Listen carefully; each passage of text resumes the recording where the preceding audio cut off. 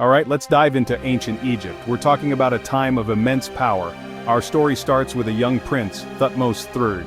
He was destined for the throne, no doubt about it. But his path wasn't exactly straightforward.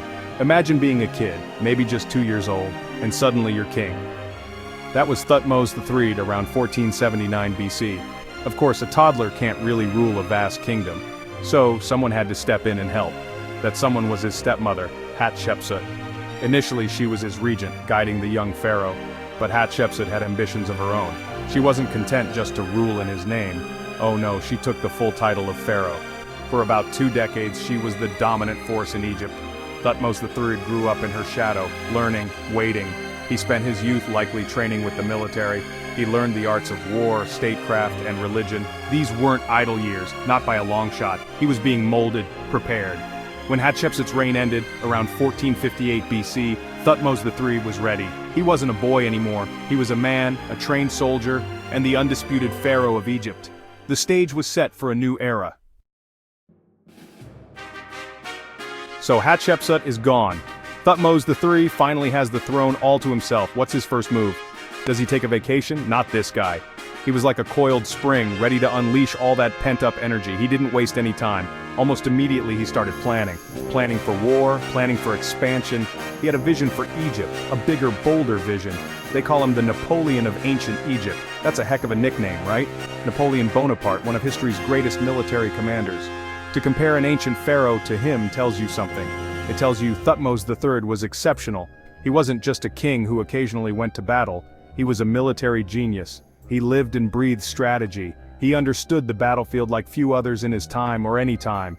His significance in Egyptian history is massive. We're talking about the 18th dynasty here. This was the height of Egypt's new kingdom period. A golden age, if you will.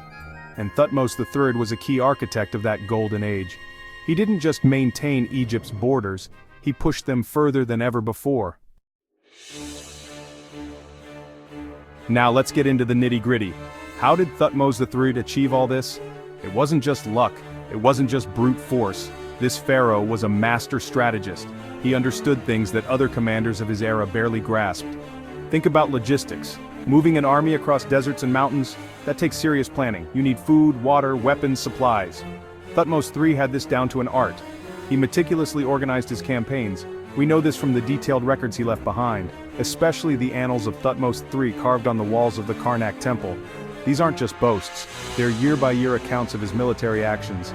He knew the importance of intelligence. He gathered information about his enemies. He understood their strengths and weaknesses. This allowed him to plan his attacks with precision.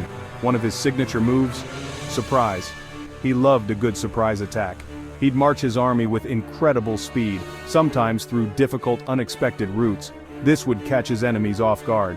And before they knew what hit them, Thutmose III's chariots were thundering down. He also understood the psychological aspect of warfare. If there's one battle that defines Thutmose III, it's Megiddo. This was his first major campaign as sole pharaoh. Around 1457 BC, a coalition of Canaanite kings, led by the king of Kadesh, had rebelled. They gathered their forces at the fortress city of Megiddo. This city was strategically vital. It controlled major trade routes. Losing it was not an option for Thutmose. So he marched his army north.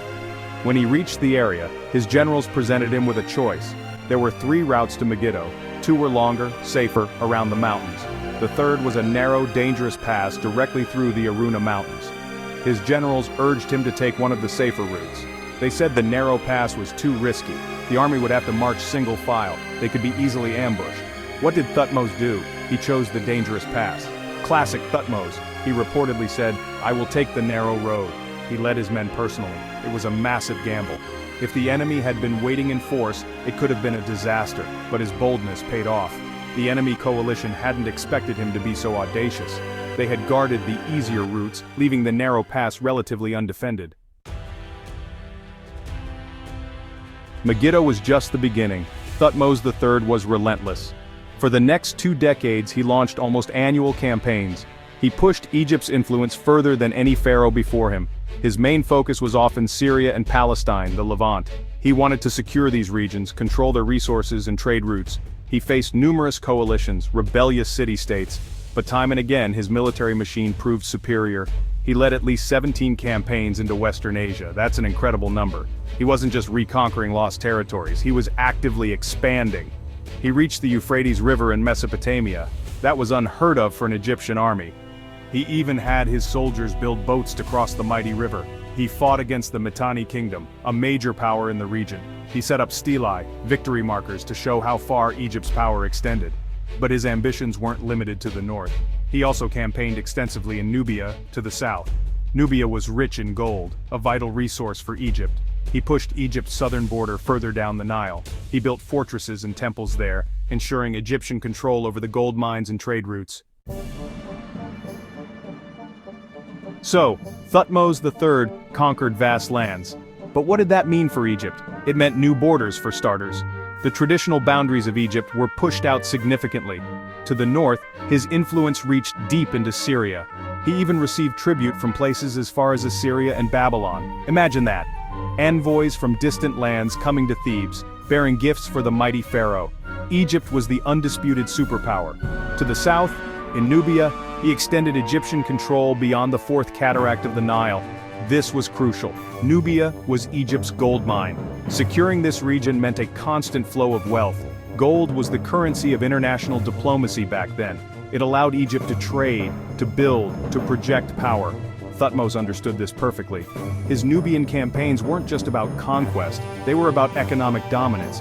He built forts to protect these interests. Control of these expanded territories also meant control of vital trade routes. Ancient trade routes were like the highways of today. They carried goods, ideas, and wealth. By dominating the Levant, Thutmose controlled the overland routes connecting Egypt to Asia Minor, Mesopotamia, and the Aegean. Cedarwood from Lebanon, copper from Cyprus, lapis lazuli from Afghanistan.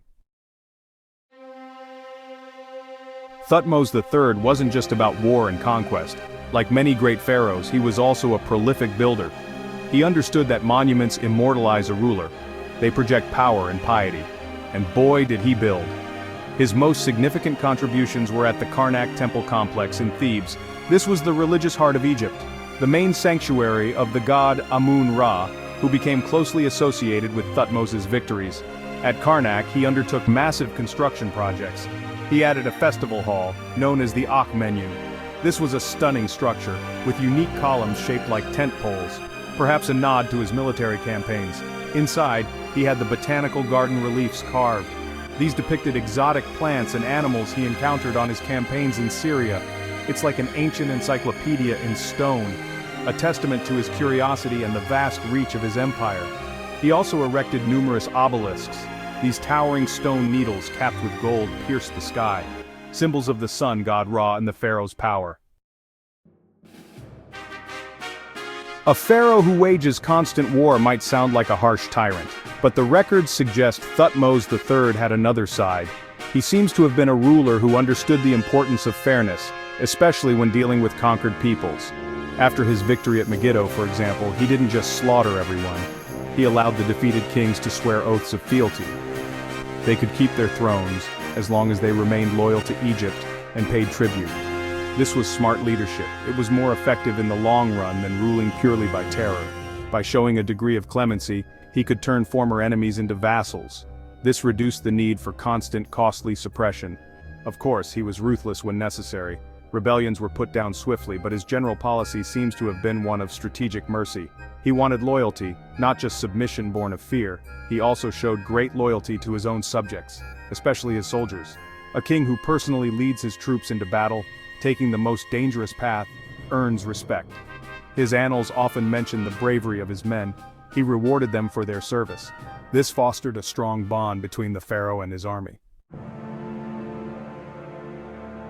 So, what's the final takeaway on Thutmose III? When he died in 1425 BC after ruling for over 50 years, he left an indelible mark on Egypt. And on world history. He transformed Egypt. He took it from a strong kingdom to a vast, powerful empire, an empire that stretched from the sands of Syria to the gold fields of Nubia. His military achievements were simply astounding for his time. 17 campaigns, unprecedented. He was, without a doubt, a military genius. He understood strategy, logistics, and the element of surprise. The Battle of Megiddo alone would secure his place in the history books. But he did so much more. He wasn't just a conqueror, he was an administrator.